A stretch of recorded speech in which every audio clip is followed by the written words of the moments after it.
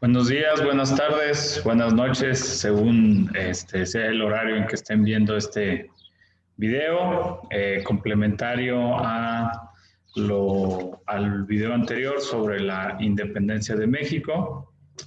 El día de hoy vamos a hablar sobre lo que fueron las etapas en las cuales se desarrolló la independencia de México.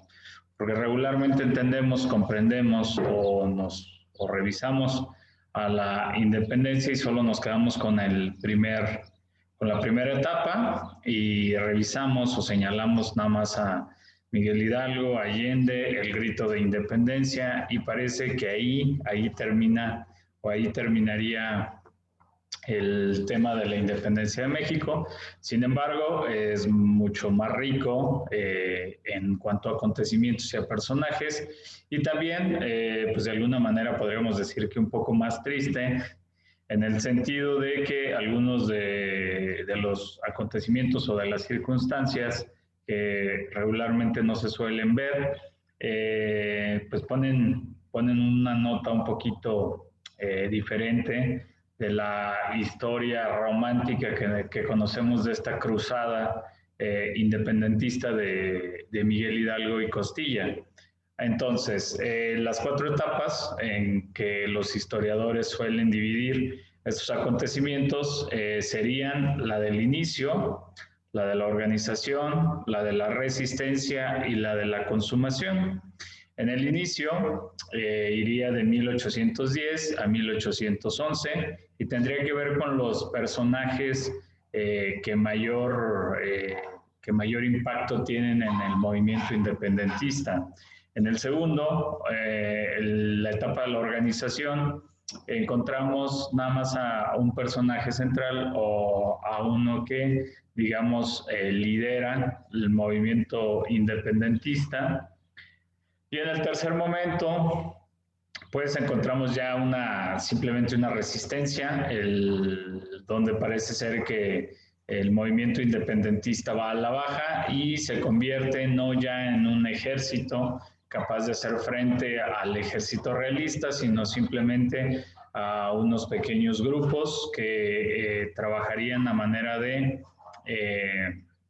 pequeñas guerrillas. Y por último, la consumación, ya en 1821, donde hay un personaje, digamos, que se desdibuja, que desaparece del ideario colectivo y hasta cierto punto hay un afán por minimizarlo, que sería Agustín de Iturbide.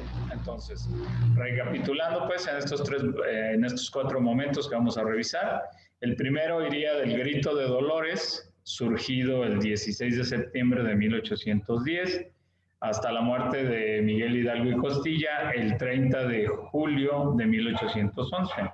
El segundo momento iría de la muerte de Miguel Hidalgo hasta el fusilamiento de José María Morelos y Pavón el 22 de diciembre de 1815. Y el tercer momento de la resistencia iría del fusilamiento de José María Morelos y Pavón hasta inicios de 1821.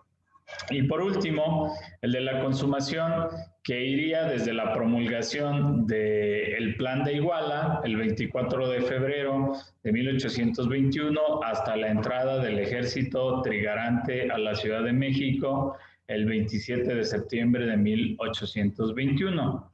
En la actualidad, pues corre el año del 2021, lo que quiere decir que en septiembre de este año, del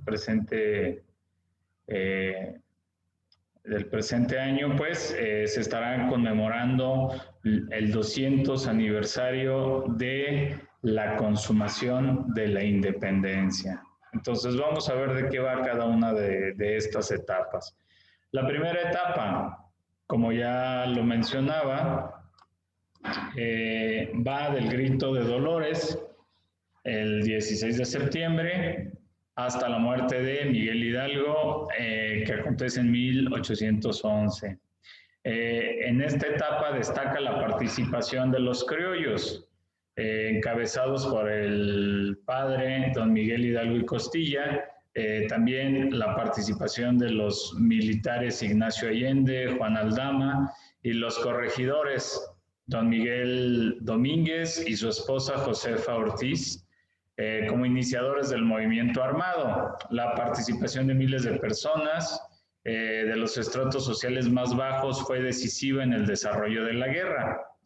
Miguel Hidalgo le imprimió un carácter social a la guerra a través de los decretos promulgados en la ciudad de Guadalajara en diciembre de 1810 y su periódico. Digamos que esta primera etapa consistiría en este movimiento social que buscaba o que enarbolaba pues la desigualdad generada a partir de los 300 años del gobierno español en Nueva España, que creó pues pobreza, miseria y que de alguna manera esto era parte de los elementos pues que motivaban a las personas a unirse a este movimiento independentista. Sin embargo, habría que aclarar que para muchos historiadores y para muchas interpretaciones no es precisamente un movimiento que busque la independencia, sino que varias ocasiones o varios ensayistas como Zunzunegui señalan que no era un movimiento que aspirara a la autonomía, sino que era un movimiento de rechazo hacia lo que consideraban como un mal gobierno, que era el que en aquel momento, desde 1808 a 1810, estaba presente en España y que era encabezado por el hermano de Napoleón Bonaparte, José Bonaparte, y que pues los Bonaparte eran, digamos, los heraldos de las ideas de la Ilustración. Entre estas ideas de la Ilustración estaba, por ejemplo, el concepto de la tolerancia religiosa, que obviamente para una sociedad fundamentalmente cristiana, pues era vista como un ataque directo hacia la religión imperante. Si recordamos la arenga o el discurso que da Miguel Hidalgo al inicio de la independencia, señala por lo menos los siguientes aspectos. Viva la Santísima Virgen de Guadalupe, viva Fernando VII y muera el mal gobierno. O sea, son elementos que señalan pues que no había un pensamiento liberalista, sino un pensamiento conservador, donde se buscaba pues conservar el status quo. Sin embargo, lo repito, o sea, este punto pues es luego muy confuso y se ha prestado a amplias discusiones de especialistas, de historiadores especializados en este acontecimiento.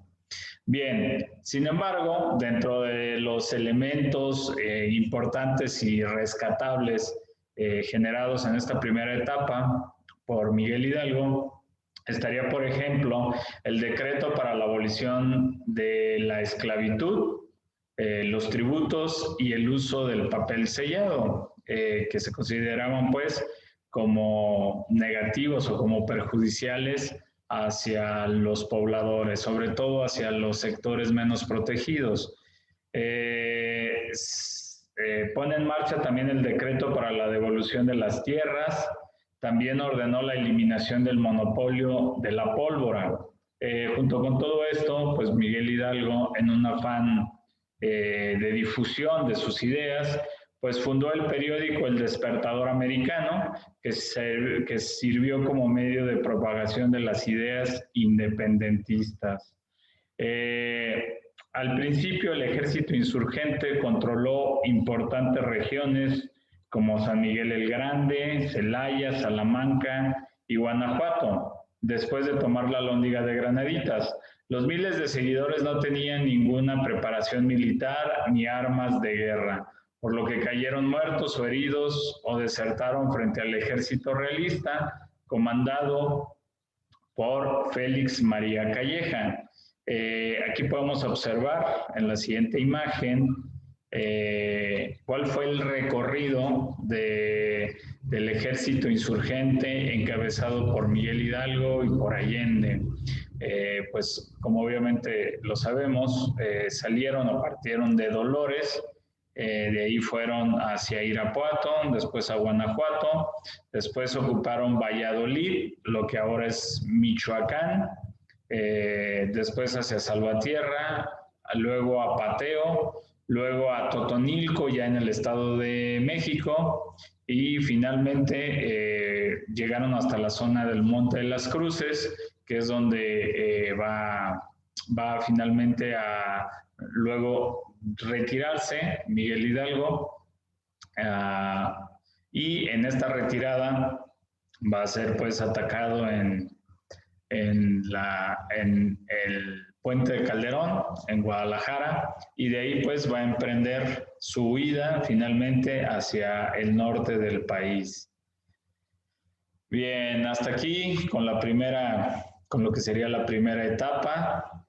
Vamos con la segunda etapa de la independencia de México, que iría de la muerte de Miguel Hidalgo hasta el fusilamiento de José María Morelos y Pavón el 22 de diciembre de 1815. El segundo personaje importante o relevante de la independencia de México, pues va a ser José María Morelos y Pavón, en quien sí ya encontramos una idea clara de lo que tendría que realizarse. O sea, no solamente era generar un movimiento, sino construir las bases para crear una nueva nación.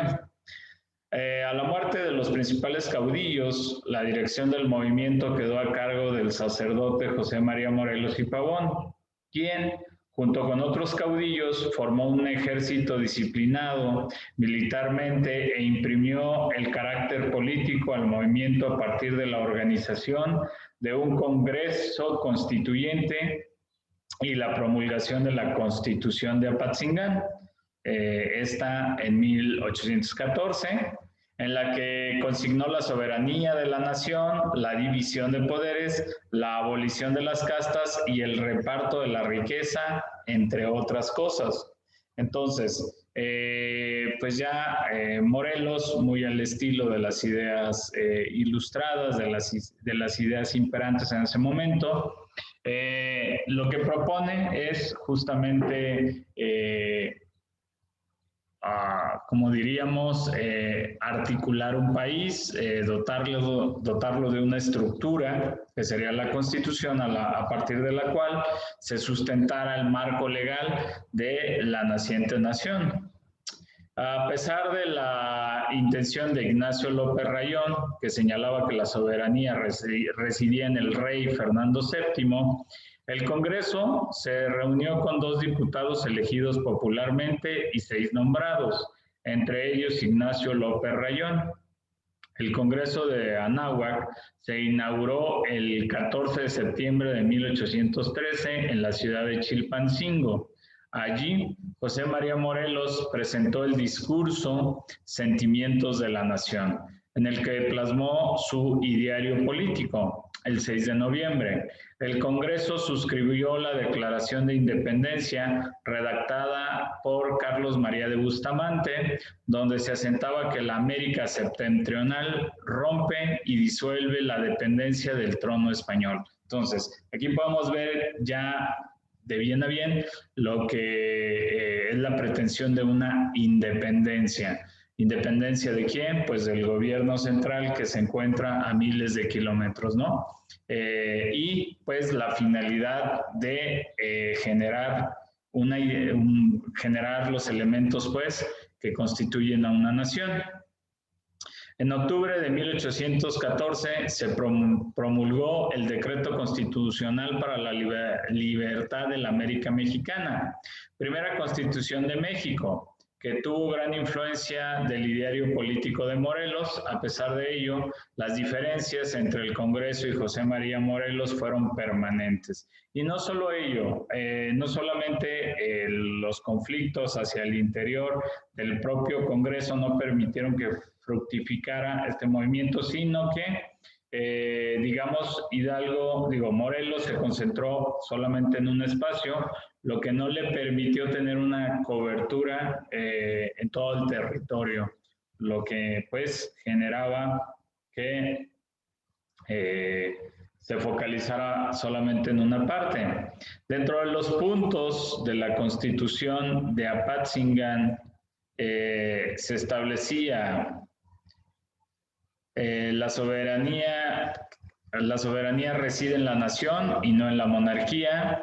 La división de poderes, el legislativo, que estarían representadas por las cortes, en el judicial, que estarían representados en los tribunales, en el ejecutivo, que estaría representado el rey con poderes ilimitados, la desigualdad de los ciudadanos ante la ley, eliminando los privilegios estamentales, los derechos individuales a la educación, a la libertad y a la propiedad, la libertad de empresa y la religión católica como única. Bien, finalmente en esta etapa el ejército insurgente estuvo conformado por hombres leales y valientes como los hermanos Galeana, Pablo, José Juan y Hermenegildo, también por los hermanos Bravo, Miguel, Víctor, Maximiliano, Leonardo y Nicolás, además de Vicente Guerrero, José Mariano Herrera y Mariano Matamoros. Dicho ejército obtuvo importantes victorias militares, poniendo en peligro la estabilidad del gobierno novohispano. La derrota de los insurgentes en esta etapa se produjo por varios motivos. Primero, la llegada de refuerzos militares procedentes de España. Segundo, el restablecimiento del absolutismo en España, o sea, el rey Fernando VII había ascendido otra vez al poder. Tercero, el nombramiento de Calleja como virrey de Nueva España. El cuarto, el sometimiento de Morelos al Congreso. Y el quinto, el cansancio y debilitamiento de las tropas insurgentes. Entonces, aquí estaría pues la segunda etapa. Vamos a ver qué aconteció en la tercera etapa y qué personajes encontramos. Recordando, la tercera etapa, también denominada de resistencia, iría del fusilamiento de José María Morelos y Pavón hasta inicios de 1821. Bien, pues después del fusilamiento de Morelos, muchos insurgentes se dispersaron, generando guerrillas aisladas que no representaron peligro para el gobierno novohispano. Mientras tanto, en España, el rey regresó al poder tras la derrota de Napoleón en 1815 y se inició una política de reconquista de las colonias americanas. Recordemos que las colonias americanas eran importantes porque se habían convertido en las principales proveedoras de materias primas y recordemos que Nueva España entre el siglo XVI, XVII y XVIII pues era una de las grandes proveedoras de plata para la corona, por lo cual pues se necesitaba volver a afianzar, ya que con los movimientos generados a partir de la crisis política española, pues los criollos habían comenzado a buscar alternativas de gobierno, o sea, las juntas autónomas y demás, entonces se volvía necesario y pertinente reconquistar, recuperar, volver a afianzar aquellos elementos que constituían al imperio español. Al mismo tiempo, Juan Ruiz de Apodaca, nuevo virrey en 1816, implementó una doble política y esto vino a cambiar las estrategias, el panorama para la insurgencia. Por un lado, decretó la amnistía o indulto para los insurgentes que quisieran dejar la guerra. En otras palabras, pues les perdonaba, ¿no? Les perdonaba el hecho de haber participado o haber colaborado. Por otro lado, inició una campaña militar persiguiendo ferozmente a los insurgentes. A pesar de ello, la lucha revolucionaria no se acabó. En algunas partes del territorio se mantuvieron brotes guerrilleros, principalmente los comandados por Vicente Guerrero en las montañas del sur, por Guadalupe Victoria en Veracruz y por Francisco Javier Mina en el Bajío. Digamos, eran los tres las tres velas encendidas que quedaban aún de aquella llama encendida por Miguel Hidalgo y Costilla. Entonces, aquí encontramos la tercera etapa. Vamos con la cuarta y última etapa, que sería la consumación, y que quizá sea la etapa de alguna manera más triste, porque viene a quitar muchísimo del ideario romántico de ese movimiento glorioso que al principio pareció ser el movimiento de independencia. Bien, entonces, esta cuarta etapa iría desde la promulgación del Plan de Iguala, el 24 de febrero de 1821, hasta la entrada del ejército trigarante a la Ciudad de México el 27 de septiembre de 1821. Hacia 1820, después de 10 años de guerra, la Nueva España se encontraba en crisis económica y la población estaba cansada. Mientras tanto, en España, los liberales lograban el restablecimiento de la Constitución Liberal de Cádiz, obligando al rey Fernando VII a jurarla, con lo cual el gobierno recayó en la Junta que convocó a las Cortes, incluyendo a los representantes de las colonias americanas. En 1820, la Junta proclamó una serie de decretos en contra del poder de la Iglesia.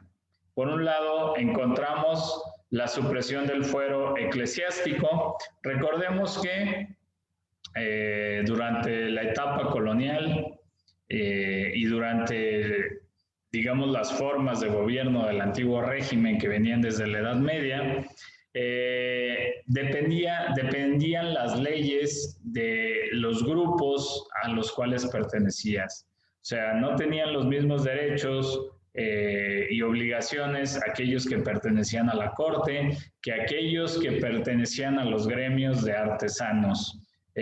Igual que no había los mismos derechos para quienes pues no gozaban de ninguna libertad, quienes eran los siervos. Entonces, uno de los primeros elementos sería pues la supresión del fuero eclesiástico, que no se les permitiera juzgarse de manera diferente. Segundo punto, la reducción de los diezmos, que afectaba directamente pues, a la economía de la iglesia. Los diezmos era una forma de impuestos que generaba riqueza y a su vez poder para esta institución. Tercero, la abolición de las órdenes monásticas. Y cuarto, la abrogación de la Inquisición, que la Inquisición vendría a ser como un instrumento encargado de ejecutar, bueno, de revisar y de ejecutar ciertas leyes, ciertos reglamentos hacia las poblaciones. En la Nueva España, el virrey Apodaca y la Real Audiencia fueron obligados a jurar la Constitución Liberal de Cádiz y aplicar las medidas expresadas, situación que afectaba los intereses y privilegios de los grupos de poder como la Iglesia, los grandes comerciantes, los altos jefes del ejército y los terratenientes. Estas élites conservadoras decidieron acabar con el dominio español para seguir conservando su poder. Para ello designaron al criollo Agustín de Iturbide como jefe militar para unir sus intereses con los de los principales caudillos insurgentes. Entonces, esta es la parte que mencionaba desde el inicio, que viene a romper un poco con esa visión romántica del movimiento independentista, ya que justamente quienes estuvieron en contra, quienes se enfrentaron a los insurgentes, van a ser quienes en el trámite sean los que consumen la independencia. Entonces, ¿Por qué lo van a hacer? Pues para buscar no el beneficio popular, no solventar aquellas demandas sociales que se habían puesto de manifiesto al inicio, sino simplemente para conservar los privilegios de los cuales ya gozaban y que no querían perder. La destrucción de la lucha insurgente después de la muerte de Morelos y el cansancio de los guerrilleros fueron los elementos considerados por Vicente Guerrero para aceptar la unión con Agustín de Iturbide como único camino para lograr la independencia. Guerrero aceptó que Iturbide asumiera el mando de las tropas unidas bajo el nombre de Ejército Trigarante, portando una bandera con los colores verde, blanco y rojo, que representaban unidad, religión e independencia. Iturbide proclamó el Plan de la América Septentrional, mejor conocido como el Plan de Iguala, donde quedaron plasmados los intereses de los diferentes grupos, la igualdad e independencia definida por los insurgentes, la religión católica como única y la monarquía como forma de gobierno. Y poco a poco el plan fue ganando adeptos, tanto del lado de los criollos como de los españoles. El virrey Juan O'Donoghue formalizó la independencia del Imperio Mexicano, como se llamó en ese momento, mediante la firma de los tratados de Córdoba con Iturbide. Los tratados señalaban que se ofrecía la corona a Fernando VII o al que las cortes del imperio designaran.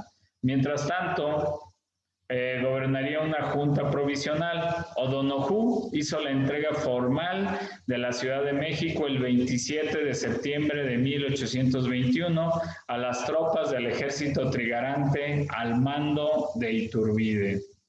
Pues bien, finalmente, y como síntesis de lo aquí mencionado, se puede señalar que la independencia de México no se logró con la guerra, sino que fue una consumación negociada entre los representantes de los grupos del poder y los caudillos revolucionarios.